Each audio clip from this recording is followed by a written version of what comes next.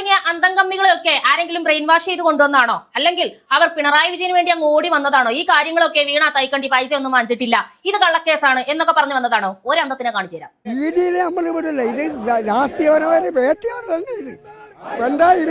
ഇടത് വർഷത്തെ തകർക്കാൻ വേണ്ടിയിട്ട് ചെയ്യുന്ന ഒരു വർഷം വിടൂല.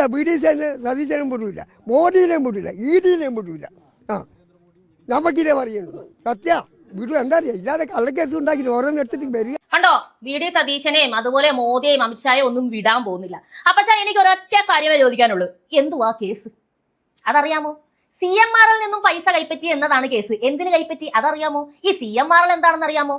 ഇതുപോലുള്ള പാവങ്ങളെ ഉപയോഗിച്ചാണ് എക്കാലത്തും നേതാക്കൾ സിംഹാസനത്തിൽ കയറിയിരുന്നിട്ടുള്ളത്.